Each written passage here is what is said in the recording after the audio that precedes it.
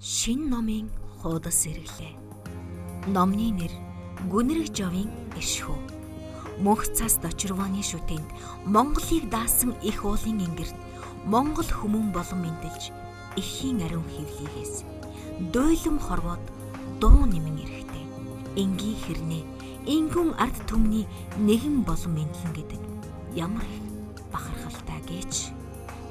Ээжийн аялсан бөвийн дугаар хүмүүжин эцгийн хоймор зассан шагаан наадгаагаар наадаж үеийн балчир хүүхдүүдтэйгээ хээрийн чулууг илэн хит татан гэр барьж аараг толгодын дундуур малын захаар гүйж өөчм тал нутагта урсгал усаар унтаалan.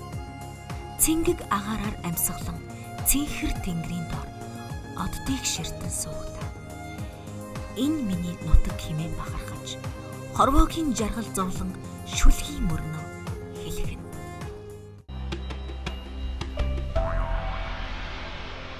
Мянган 1959 онд Завхан аймгийн Цэцэн уул сумын нутагт төрсөн. Манай аав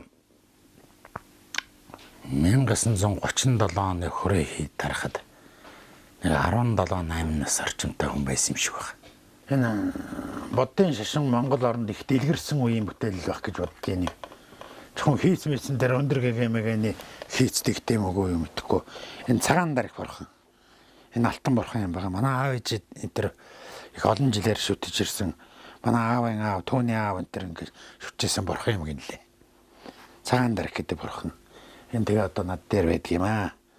Тэгээ өвдөдсөн одоо олон жил шүтсэн юм болох төр энэ борхондоо аяа нэг аль завчаа явах төр чинь хиймэр зэрэгдэг штэ ажил үйл сайн бүтдэг. Нэг юм борхон байдгийг над дээр. Тэгээд одоогоор бол домын дамжаа барьж чаддаг хүрээ хийдэрсэн гэж ярьдаг байсан.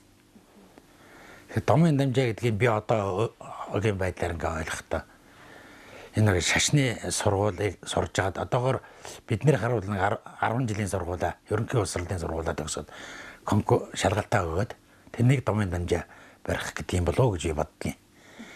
Тэгэл нөгөө аав манай аавын аав өвөг аав маань манай эцгийг 12 настай байхнаас сурцсан юм гэлээ. Тэгээ ээжтэйгээ нэг эгчтэйгээ хоёр дүүтэйгээ ингээд хөдөө мал малладаг. Тэр үз нийгмийн нэтэрэж байх хувийн хэдэн малтай. Тэрэн дээрээ тэгэж мал дээр гараал тэгээд тэндээ ажиллаж амжирч байгаа л. Тэгэл манай ээжтэй гэр бүл болоод ингээл үндсэндээ 13 хүүхэд гаргасан юм лээ. За энэ бас нэг юм ямандаг орхон байна. Бас л зүүдэг орхон. Энэ мотор хийгээд дундуур нь ингээд утсаар ингээд сүлээд ингээд зүүдэг. Энэ нэг дошгон хангалууд гэж байдаг шүү дээ. 10 хангал энэ чинь нэг ямандаг орхон гэж байна. Бас зүүдэг их хатуу үйл хийдэг лам нар л энийг хамгаалт болгож зүүдэг байсан юмсэн. Тэгээд манай аавч нөгөө шашны сургуульд сурж байхдаа юу яасан бэ лээ. Тэг аав гахна гэж одоо цоохор домбож, сартуулын цоохор домбож гэж их зартай гавж цалтай том лам байсан. Тэр бол манай аавын аав гахна. Тэдний гэрт нөгөө хоол ундын хийж ном заалгаж ингэж өссөн юм байл. Тэгээд тэр хүний л одоо ач хав явахдаа эм тамж барьдаг, гүрэм дормж хийждэг. Нэлээд гайгүй лам нарын тоонд орж явсан. Намайг мэдээ орсон цагаас эхлээд манай сумд чинь би чинь Завхны Цэцэн уул сумд чинь их олон аавын сайхан лам нар байлаа. Ловсон Чамсвантгаа гэж байлаа, Ташвантгаа гэж байлаа, Бэгцэрэн бантгаа гэж байлаа, Манаа байлаа. Тэгээд Далчин дуудаа гэж байлаа. Их олон сайхан лам нар байсан. Манай сум чинь 2 хүрээтэй байсан. Тэгшийн өрөөж сумын цэв дээр байсан. Сумын төв байгаа газар бас их олон дугуйтай олон лам нартай тийм хүрээ байсан билээ. Тэр манай сумын урдуур урсдаг тэр галуутай гол гэж гол байдаг. Тэр их олон 9 мангад дундуур ингээд ороож урсдаг гол байхгүй юу? Тэр галуутай голын ихэн дээр галуутай хүрээ гэж хүрээ байсан. Тэр 3000 ламтай. Тэр 40-50 дугуйтай тийм хүрээ байсан юм билээ. Тэгээ тэргээр чинь ойр орчны тэр хавийн сумын бүхэл одоо лам болох хүмүүс ирж сурдаг. Тэгээ том одоо үндсэндээ мэндагтэн лам нар хөдөө гараад ирүүгээр чинь ажимдарлаад өгнүүлдэг тийм л байсан юм бэл. За надад овог дээдсээс дамжиж ирсэн нэг ийм байдгийг. Одоо нэг манай надаас дэснасны нэлийн Ахмад Стангууд бол мэдэх байх. Энэ 17-8 дугаар зууны үеэс эхлээл монголчууд нөгөө ил галтай байж байгаа. Дараа нь тулгын галтай байхад тэгээ тулган дээгүүрээ ингээд дамнуул тавьж ягаад. Тэгээ дээр нь домптой цай, дангатай цай энэ төр одоо ингээд халаадаг байсан. Дамнуур гэдэг юм. Энэ одоо хэдэн зуун насалж байгаа эдэлтэй. Тэгээд одоо миний мэдхээр намайг бага байхад манайх бас тулгын галтай тулганд галаад үлддэг юм байсан. Тэгэхэд манай ээж энэ үнийг нөгөө цагаан сарын боо гэхдээ ширмэнтөө дээгүүр ингээд дамнуул тавьж хаад ваа ингэж өрдөг байсан. Тэгээд бас ингээд цаймаагаа ингэж халаадаг байсан нэг юм ид байдгийг. Энэ манай өвөг дээдсээс дамжиж ирсэн юм лээ. Хэдэн үе дамжсныг би мэдэхгүй. Тэгээ одоо эцэгхийн өвөг дээдсээс дамжиж ирсэн нэг ийм ариун нандин шүтээ надад байна. Одоо энэ бол хэрэг ургийн айлуудад их хаварцсан идэлтэй.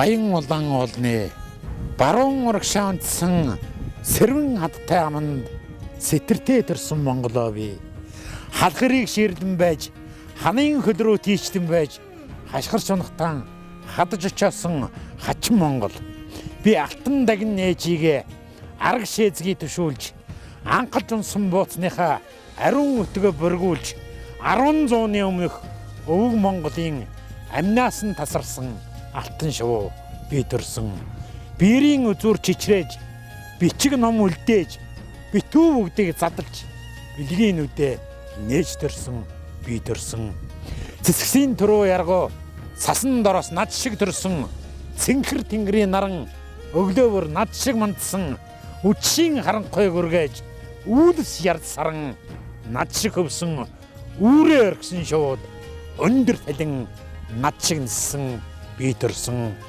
хатан дэлхийг уйсааж хавар шиг төрсөн хацаргааг уйсуулж хайр шиг төрсөн халахад би төрсөн хантад би төрсөн хатан ихийн гэвлээс хан эцгийн гэрт төрсөн би төрсөн жижүү төмөр дөрөөг жин хийлгэж төрсөн жирийн нэгэн айлд цэнгэж төрсөн сартуудын хүрэн уусад сар тогттлон төрсөн сайхан ихийн гэвлийг саямрааж төрсөн би төрсөн шар талимын цэцгэс хавар дэлгэр шиг төрсөн шаргчингны батг жил өнжиг шиг төрсөн сансарт хүн анх нэсэдрэг шиг төрсөн сайхан их орнон орхиж чадахгүй төрсөн би төрсөн хотогч шиг төрсөн ховсгал шиг төрсөн хой зяагаар төрсөн хуурын татлах шиг төрсөн би төрсөн.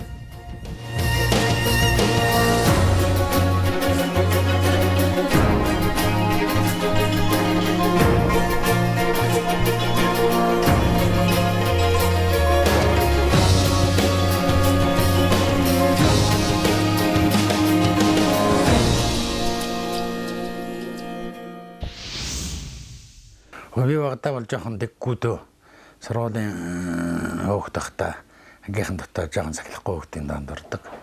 Жоохон хөдөлгөөнтэй хөөхтэйсэн юм шиг байгаа. Одоо ч манай ангийнхан ярьдаг анги дасан багш минь одоо амьд байна. Тэд нар маань одоо жоохон дэм сахилахгүй хөөхтэйсэн гэж ярьдаг. Сурлагандаа харин гайгүй байсан. Яг хөдөөгийн бөглөө сумд одоо сумын дунд сургуулийн хөөхтүүд яаж ил өссөн, яг тэгж ил өссөн. Манай аав ээжинтэр бол малчин улсууд байсан. Хөдөөгөр 200 км-ийн цаашаага малаа үлийн цагт торлоод нүүчдэг. Бид нар сургуулийн дотор байранд одоо өвлждөг байсан. Хавар 11 сард нүгээд манай аав ээжинтэр тэгээд хавар 3 сард одоо нутаг орондоо малаа тугаад буцаад ирдэг байсан. Тэр үед 3 сард сургуулийн хүүхдээ амралт болно. Амралтаараа л аав ээжтэйг ингэж залгадаг байлаа. Би 4 дугаар ангиас 8 дугаар анги хүртлээ бүхэл бүтэн 4 жил сургуулийн дотоороор хүмүүцсэндээ. Гэхдээ тэр нөгөө дунд сургуульд байсан ангийнхаа хүүхдүүд их сандаг байсан зэрэг тэр. Нэг ангийнхнаа. Тэгэхээр би нэг ангийнхаа хүүхд нэг ангийнхан гэсэн шүлэг өччихсэн сандгийн. Одоо тэрний нэг мөрөнч мэдэж ээж энэ даалга. Манайх чинь нэгдлийн 500 орчим хон малдаг байсан манай аав ээж хоёр. Бид нар яг дунд сургуульд сурдаг жоохон хүүхдүүд.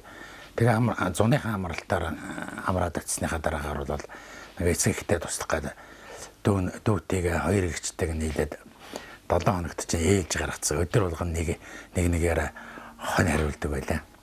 Хоньны учирд хоньоо сайхан задгачхад хоньныхаа захад морож өдрөл хажуудан тавьчихад унтчихна. Эсвэл тэгэл одоо тэр цэцэг ногоо өв сургамал хөдөөгийн тэр одоо байгалийн их гоё юмнуудыг чинь үзэж сонирхол тэгэл явдаг байсан да. Би бол ерөөсөө байгаль ихтэйгээ хүн холбоотой шүү дээ. Би өвсний шивнээ шоргоолжны мөлхөөг мэднэ шүү дээ. Өвс яаж дугардгийг мэднэ. Салхины шивнээг би сонсдог байхгүй. Тэгээд байгаль ихтэйгээ яг тэрэн шигээ тэгээд уус зогтсон. Шүлэг өчгөл өөрөн ирэхгүй миний тэр багадаа үзэж өнгөрүүлсэн тэр их байгалийн гоо тансаг тэр цэцгний ургалт хүртэл одоо чигэн сонсогдож тэрнийг би цаасан дээр болгодог шүү дээ. Юу яаж битгүү энэ хэдэн алтар шүлэг бичээд байгаагийн буян авшиг нь тэр их хоронд л хийхээс хоролдож бүрэлдсэн чинь билүү гэж л боддог шүү дээ. Би багнасандаа ерөөсөө нэг мөрөжсэн сайн мэддэггүй юм. Би нэг 7 дугаар ангийн жоохон хөөхт байхдаа зуныхаа амралтаар бас манай ангийн хоёр нэг охиных нэг хасууд гэж манай нэг банди хоёр манайхан нэг жил гуруулаас хаахад зулсан давантай гэдэг газар. Тэнд бид нэр 3 талдаа хойноцолцоо дундаа тоглож суучдаг байлаа. Тэр үед би нөгөө найзуудаа би хөгжмийн зохиолч болно гэж хаяа ярьдаг байсан. Яагаад гэсэн чинь энэ дууны аяыг зохиолч болмоор санагдаад байдаг байсан байхгүй. Өөрөө бол ямар ч дуу дуулж чаддаг солгоо хаалаатай ярина. Дууны аяыг зохиолч болмоор санагдаад байдаг байсан. Би Монгол хүн байгаадаа бол би насан турштай бахар гэж явдаг. Энэ 4 өдрийн аястанд дээшээ халуун цагтаа бол бараг нэмэх 50, хөөгдөн цагтаа бол хасах 50 градус хүртэл хөдөрдөг. Энэ 100 градусын хэлбэлцэл донд Монголын энэ ард түмэн олон мянган жил ингээд нөөц сууж олон зууныг хэлээ штэ. Энэ бол ерөөсөө төсвөр төвчээр энэ харваа дээр амьдрах бүхэл хүний хатуудал төвчээрийг олгодог л гэж ойлгодог.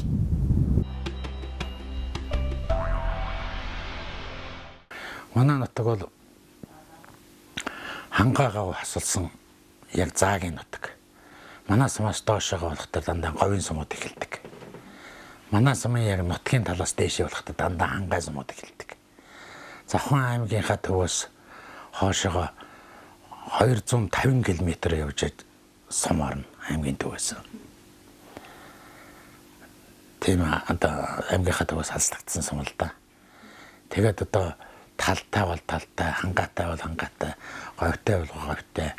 Тийм их орон тансаг орон дэлхийд төрсөн дөө би бахархаж удаа шүү дээ. Одоо нөгөө цолгоо хоолойгоо мэдхгүй ямар хоолойтойгооч мэдхгүй зүгээр өөрийнхөө мэддэг дог бол орж өгнө шүү дээ.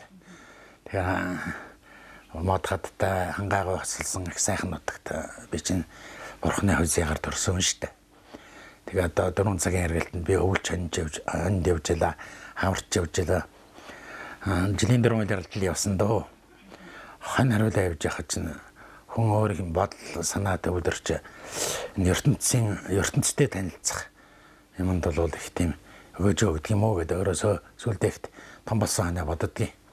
Тэгээ хөөхт насны тэр хон шиг ургатай хөөцөлдөж хойно малаад болж өссөн тэрний буянаар өнөөдөр би нэг хэд 3 шүлэг өчтдөг, байгалаа мэдэрдэг тийм болсон болов уу гэж боддог шүү дээ. За би нэг уулас байгаль дэлхийгээ унган хэвээр нь хэргээд нар саранда суу зааныхаа дээжийг өргөд мөнгө дүнгэрээ шүтэж болох алдахгүй байх гэж боддог шүү дээ.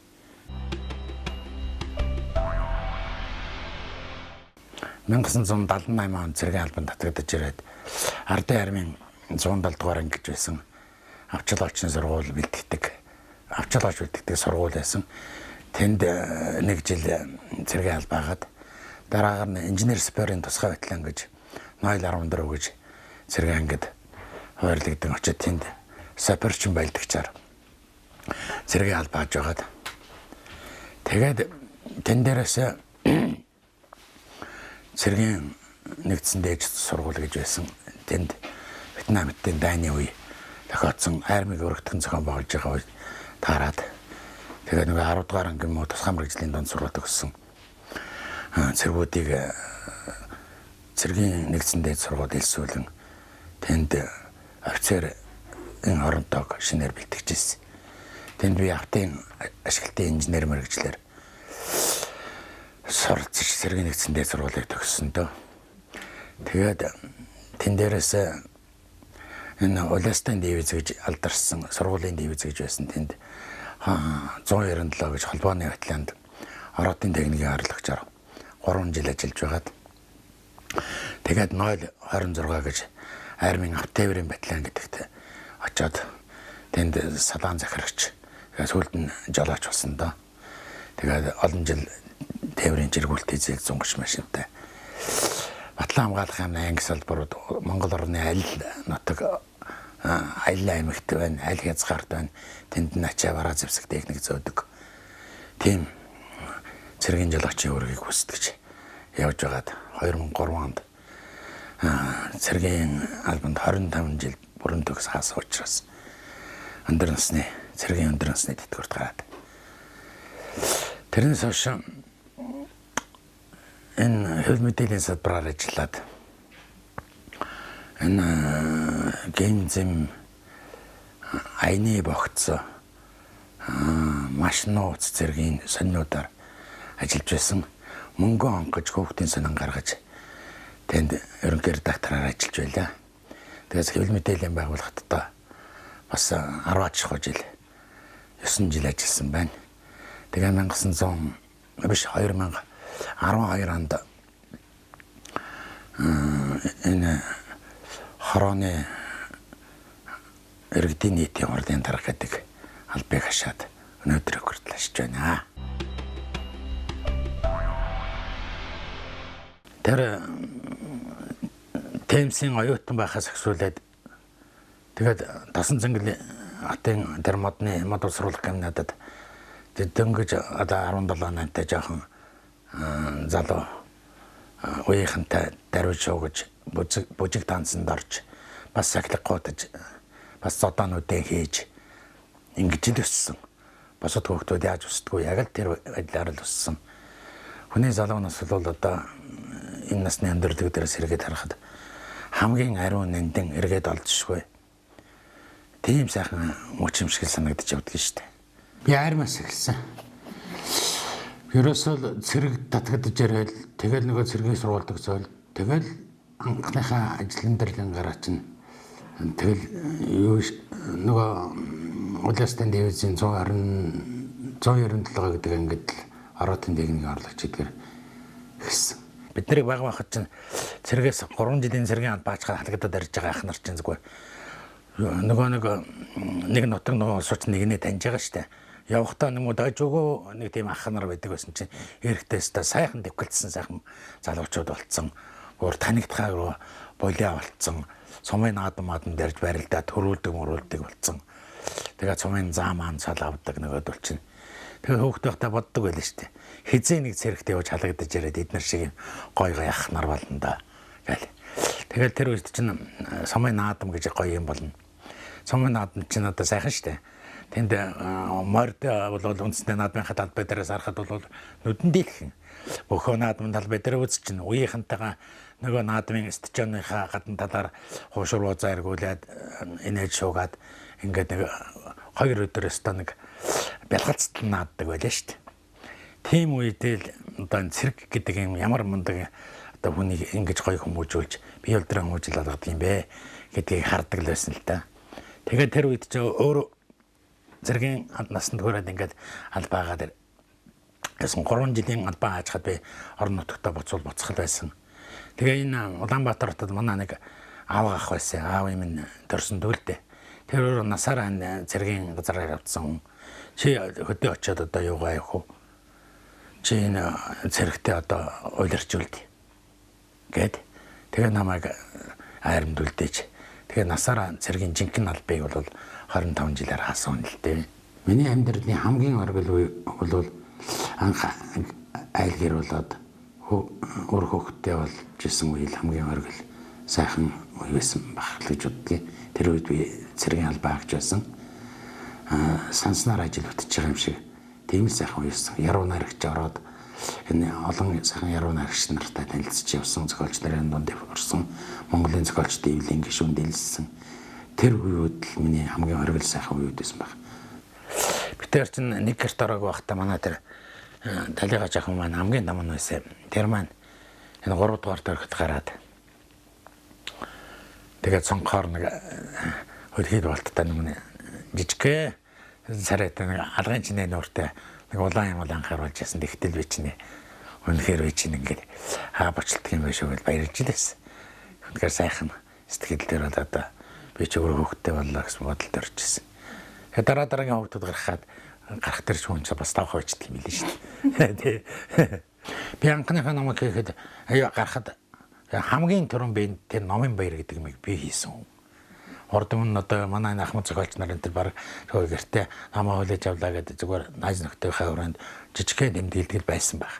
Би бол албан ёсоор ууц тавиад найр хийгээд ах トゥ нараа найз нөхдөд зуваад бүгдөө ингэ ураад тэгээд одоо анхныхаа номыг хүлээж авч номынхаа хоёрыг хийжсэн байхгүй.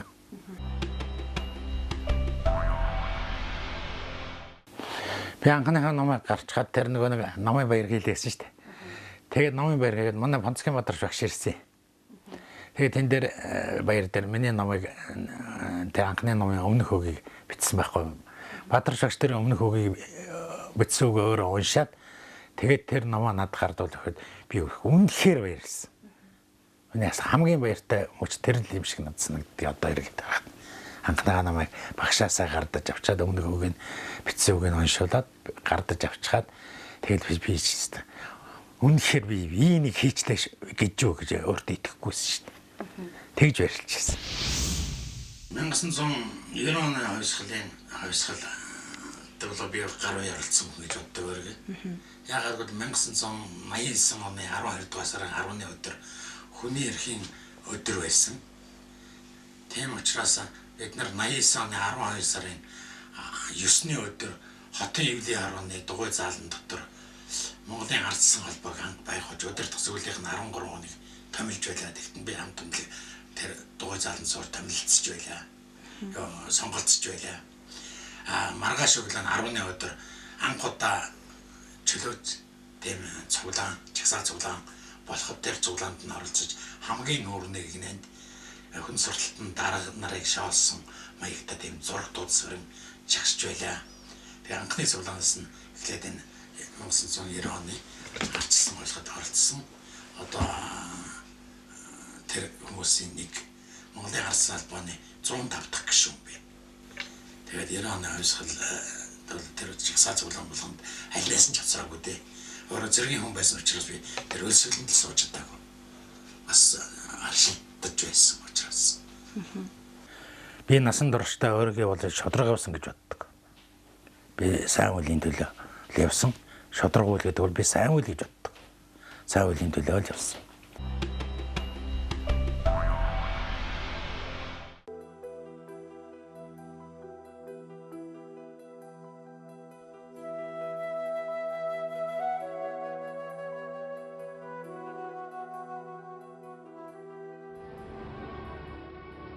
Алсадчдэр, дэргэдчдэр очиж үзээгүй газар өчнөө. Алгаараач харцаараач мэдэрч үзээгүй цэцгэс төчнөө. Алдснаач мэдлгүй бодилж одсон учрал зөндөө амьдралд авч болдгүй зүйл хичнээн олон байдгийг сан. Амьдрал бол боломж. Түүнийг бүү авт. Амьдрал бол гоо сайхан түүнийг бишэр. Амьдрал бол мөрөөдөл, түүнийг биелүүл. Амьдрал бол хайр. Тиймээс хайрл. Амьдрал бол зовлон, түүнийг давн туул. Амьдрал бол онцог, түүнийг олж таа. Амьдрал бол аз жаргал, түүнийг мэдэр.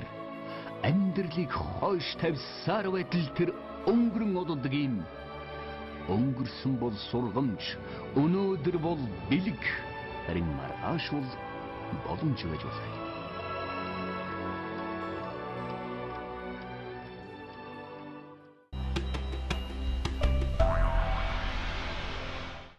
Тэгэл хүний амьдралд юу тохиолдох те. Тэгэл зовлон битээр зохиолдсон том гуруунуудаа зарим хамгийн том нь дундхаас 2 насны зөрөөтэй байсан.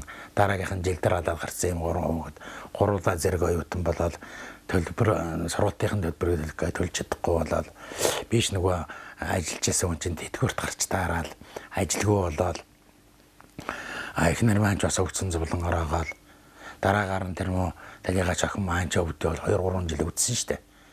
Тэгэл бараг эмтрэний мөнгөгүй ядарч өдөрчсөн үе зөндөөл бий.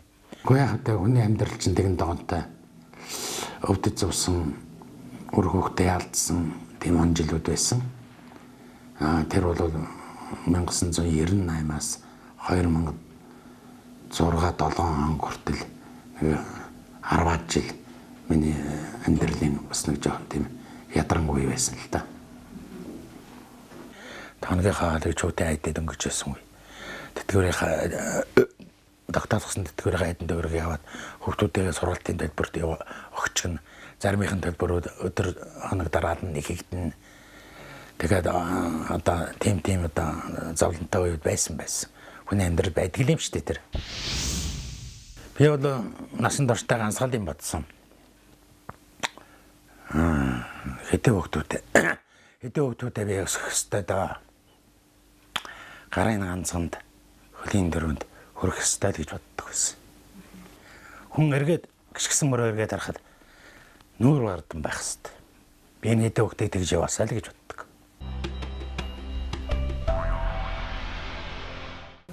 За би ч одоо хүүхдүүдээ зориулж нэг шүлэг тэрэлдэг юм аа. Тэгээд бас хүний сэтгэл оюунаас болдго юм шиг байна.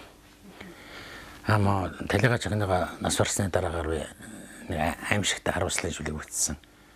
За эднэрт нь бас дүүнэрт нь одоо нэгэнд зориулт нэг шүлэг өчгөө. Миний шүлэг элегия гэсэн нэртэй бичигдсэн. Элегия гэдэг бол монгол хэлний боглоор бөөн харуулсал, маш их харуулсал гэсэн утгаар бох байх. Гэр тарвагийн нар тасрав. Гэрийнгийн ам тасрав. Хорвоо дэрэг зээ төөрөв. Хотод гэлэлцэх хот арав. Сэтгэлийн гэгийн очонд руу сэргэлэн ганц охингүй өнчрөө. Манай гэрийг ойвөрхөө. Майнын 6 өсөг өглөө. Ихээ үлсэн их тасрав. Эцгээсээ бүрэлдсэн эс тасрав. Дүү нараасаа чимэн нисв. Дүүрэн цагаан сар жаргав. Их чин одоо идэх харангүй. Идүүгээ би сэтгэл харангүй. Эрхэн дүүнэрт чинь ирээдүй харахгүй. Ивээмдээ чамд эрлэг харангүй. Хар налмас нүд бүрхөв. Хар усад элэг энтрөв. Халуун бүл тагцал очров. Хайрын чамд нас дуусав. Миний гэрийн инээ тасалдав. Минг төрсөн үр алсрав. Үүлийн үр биднээс салгав. Үрийн минь орлж шүлгэл өлдөв. Үрийн минь орлж шүлгэл өлдөв.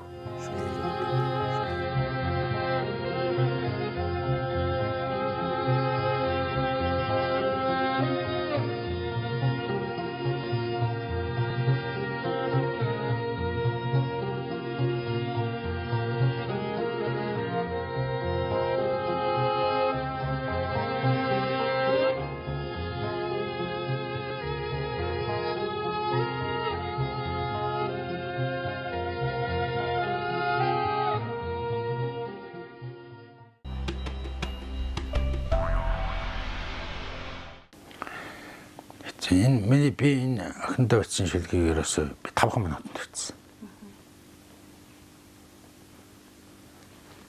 Дэлгэгач охин оршуулсан саш сар гарны дараа гэрэл нөгөө охин маань бодогдоод сууж исэн. Тэгээд гэнтгэл энэ мөрөд орж ирсэн. Тэгээд шууд цаасаа суугаад би үтсэн 5 минутанд үтсэлдэг шүү дээ.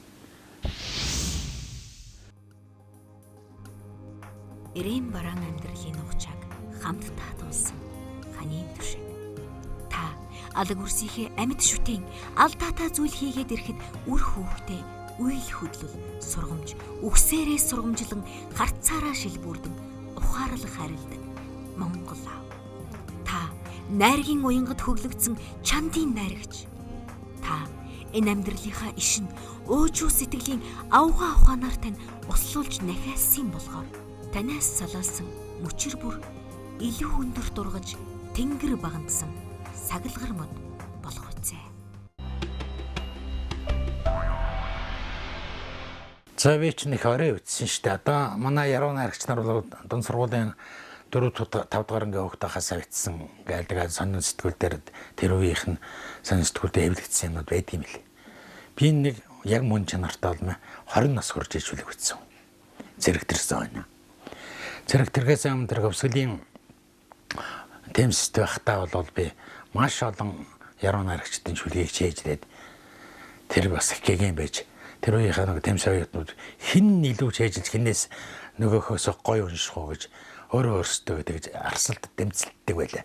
Зөвхөн яруу найрагч чийжлэхээр утга зохиол уншсанаар тэр үеэс л би их хорхоцсон. Ер нь яруу найрагч гэж ийм гоё юм байдаг юм байна гэдгийг. Тэгэл яг нэг хэлэхэд зэрэгтэрснийхаа дараа 1979 онд би анхныхаа шүлгийг бичсэн. Гэхдээ номын цуглуулгач гэж одоо юу вэ? Тэгээд ихэнх нь манай найз нөхдөөд манай багш нар одоо тэгээд өвнөр энтрийн л өгсөн номууд байна.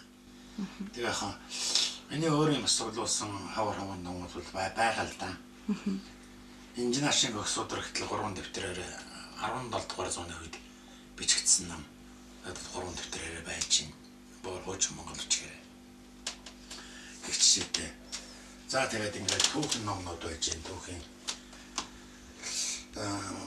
Паларна Карпен Роберхийн тэмдэглэл тэгэл Чингис хааны байлдаанаас тэг ноос төвчөөг орчлонгийн санаас орчлонгийн элдвсэн ингээд Марко Валагийн тэгээд нацад орж байгаа номуудаас өсвөлээ.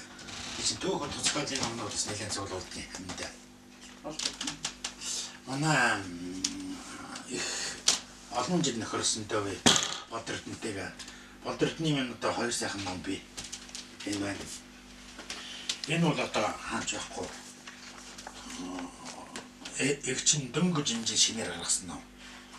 Одоо талигаж Болдордны одоо нас сурснаас хойш хатан мөрөдөд байсан шүлэг тэд нарын дурсамжаар гаргасан.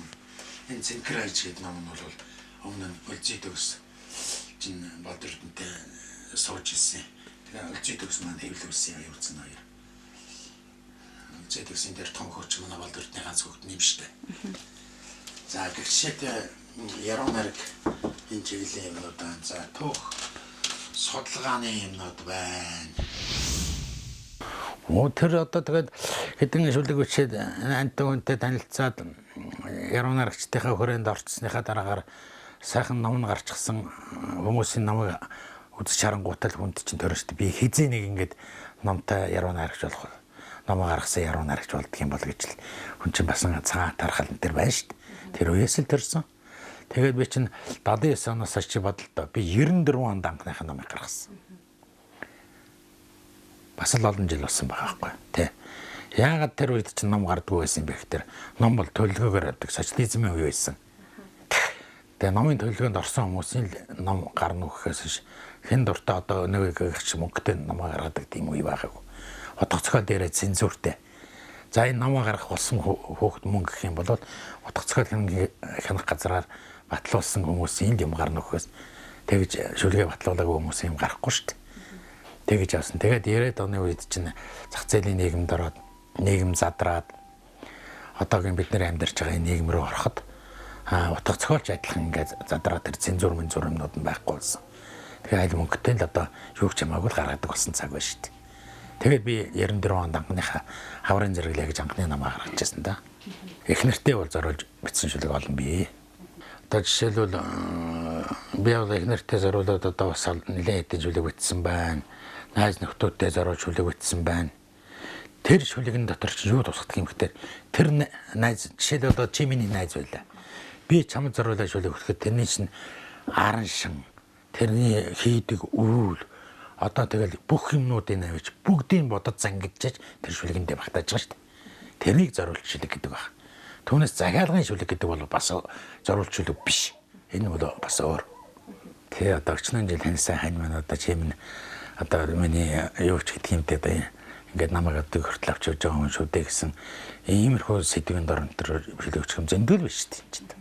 Хүн болгонд л уран бүтээлч болгонд л байдаг юм. Би 1979 онд тэр анхны шүлэг бичснээс хойш би 83 оны хүртэл 3-4 жил өчнөө цаасан охорсон. Нэгэн ч өтөө юм болдог. За хүнд очиад уншин хүмүүс голдог. Тэгэнгүүт нь за би өстө хизээч биш чадахгүй юм байна. Би хайжээсөө юу би. Би бүтэн 2 жил хайж чад нэгэн дурлаад орчихсон юм руугаа эргээ хачаддаг юм бэл.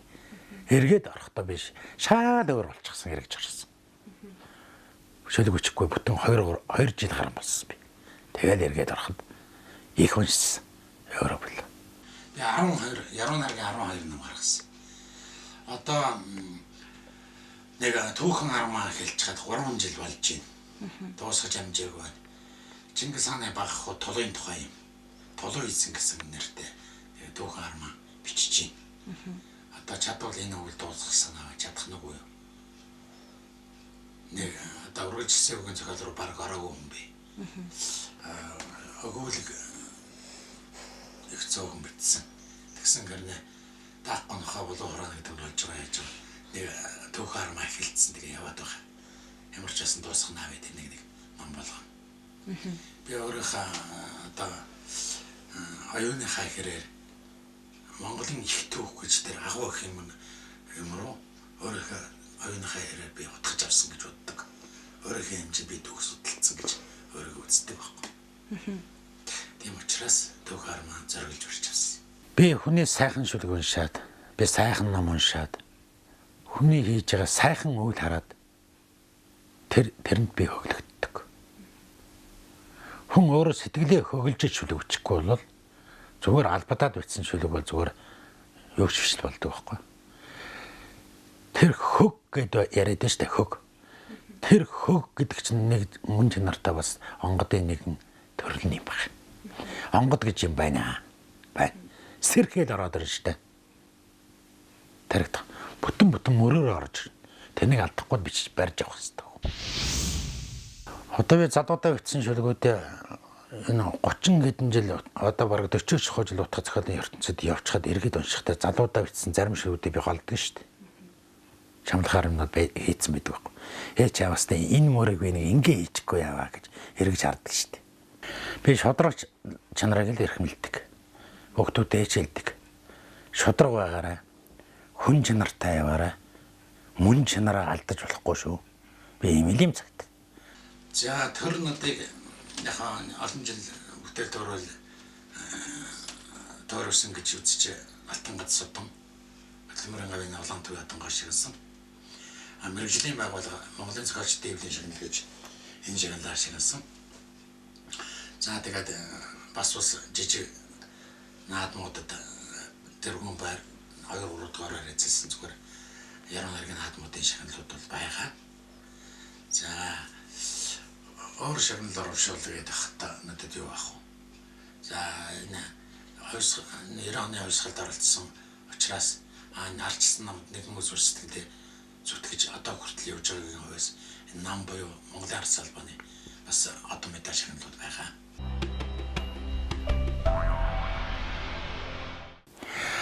Завхан нутгийн хүмүүс бол ёс заншлаа маш их дээдэлдэг. Нэг хүнд заал гэд хэлсэн бол хэзээ ч өмнөөсөө буцдаггүй. Заа гэдэг үг бол хүний андгаа юм гэж одоо мэрэгдийн тал судруудад бичсэн байна. Заа гэсэн бол яг андгаа өргөсөнтэй адил байдаг байна. Тэгэхээр заал гэсэн бол заа гэдэг үгнээсээ буцсан хүн бол хамгийн өөдгөө муу хүний тоонд манай нутгийнхан тооддог тэр үнийг. Тийм учраас тэр нутгийн хүн ардынхаа жаягийг дагаад яг тийм хүмүүжил биднэрт харагдаж суулзж байж магадгүй. Тийм ч байх. Би ч гэсэн тэгж боддог. Одоо за тэгээл хэлсэн нэг юм тохирчол амнаасаа уцаж байгаа хүн биш дээ. Туйлын дургу. Бүр яс махнаасаа үзэн яддаг тийм хүнийг. Энд зүүдэг орхон гэдэг нэг юм бэ. Дэхүүн тэр бас одоо зүрхний хилэн дээр хүртэл гардаг да бурууган зүрхний хилэн армаан тэр нөгөө борхнаараа шин гүнжөө амарсанаа энэ тэр хоорондоо тангараг тавьж адиславаа гэж энэ бол зүүдэг орхон энэ хоёр дээр ингээ гогцоотой үзүүндээ зөөгээд борхнаараа ингээ тангараг өргсөн хүн бол хязгаарч хам тангаргаасаа боцдог тийм байсан учраас энэ зүүдэг орхон байна. Энийг олон жил энийхээ ардаа ингээд яачдаг тангарахаа бичиг мүчгээ борхныхаа ардаар бичээд хийчдэг. Энэ одоо юм борхон багш байгаа. Энэ чойжо гэлэн гэж манайхны явдманд манай тэр аав гахтал явсууд байсан. Тэр чойжо гэлэнгийнх нь юм уу тийм зүүдэг борхон байсан юм гинлээ. Энэ тэгээ одоо бас олон он лээсэн юм борхон байна. Бас 200-300 жил насалсан байх ямар ч байсан. Анх зурвалж зүүснээсээ хойш. Ийм борхон байдаг юм аа.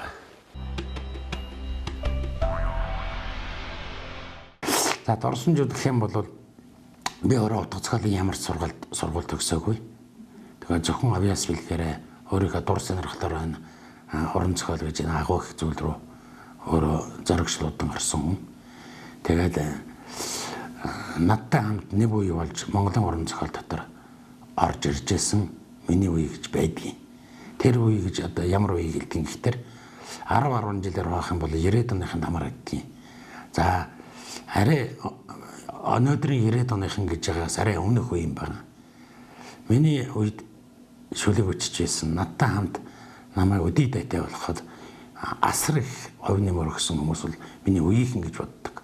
Тэр бол миний найз байсан Болдордон, Уянга, Адиасрун, Цоозл гэх мэтийн олон сайхан яруу найрагчид 80-ад оны дунд үеийнхэн гэж байсан. Ихэнх нь одоо бурхны оронд явжтэй. Тэндээ Заяаватар, Цолмон, Амархог гэх мэтийн олон сайхан зохиолчд байсан. Одоо цөөхөн үлдсэн байна.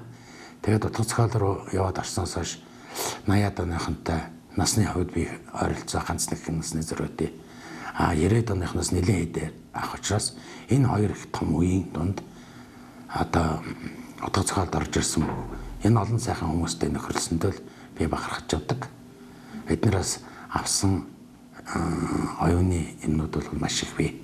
Авсан юм гэдэг нь юу гэж байгаа гэхээр би бинийгээ хорцсон шүлэг зохиолоо уншиж нөгөө болж байгаа болохгүй байгаа гэдгийг өөрөө мэдэрч өдрөөс өдөрч хөгжиж тэдэнд хөглөгдөж байснаа л хэлж байгаа. Хүн байна гэдэг эхлээд манай одоо Ахмад үеийн яруу найрагчид зохиолчд бол нэг л юм сургадаг л да. Эхлээд хүн байж дараа нь чи шүлэг өчөө гэж. Хүн байна гэсэн чинь хүнийхээ өөрөө мөн чанар мөс чанар хоёроо зөв хадгалахын нэр гэж боддог шүү дээ. Хүн сайтай байл гэсэн үг. Хүн чанар сайтай бай. Хүн мөс чанараа хизээш гэж болохгүй. За гэсэн нөгөө тангаргаасаа хизээш хазааж болохгүй. Хүнтэй ярьсан л ярьсан, заалвал заа. Өгөө бол өгөө. Гэтэ шудраг бай. Гэсэн энэ бүх юм цаана нуугдж байгаа. Үнээсээ. Одоо олон хүнтэй нөхөрлсөн дөө би. Одоо миний Цолмон гэж нэг найз бий.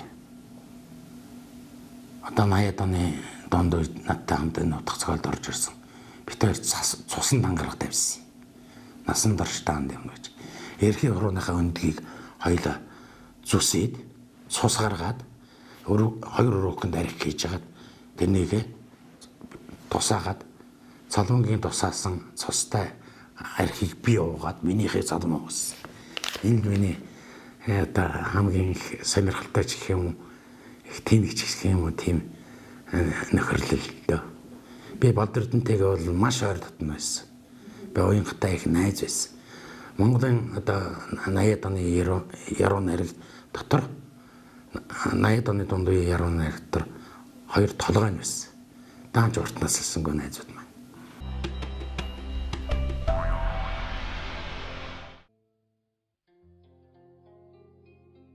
их далайд цутгадаг нэгэн их мөрөн бий. Ир журмаар нөхрөлсөн миний сайн андам. Хол явсан цагаас чинь хоолой нэг л зангирнан. Хоёр нүдэнд шүүдэр хаяа бас харав. Би чамаагаа байхгүй. Бидсэн шүргийн их шиг нэгээр дутуу юм шиг биерийн торгон үзүүр дураар гүйхгүй ч байх шиг. Би минь зүгээр л байх юм сансан байлгүй. За эргээд туусан дээр л эргээд харахад би бас жоохон уянгаа хайлттай ихэд гიშгсэн газрын мөрнөөс цагаан сарнаа ургандаа л гэж би боддог. Ном гэж бодвол хэрвээ уншсан хүн намайг хэрвээ ном гээд хүн унших юм бол жаргал зовлон хатуужл тэсвэр бүх юм дондор хайр найргүй туучсан. Тэрний ард нь яах гэд нэг сайхан санаа алдаад тэгээд ном дуусч байгаа тийм сайхан ном л байх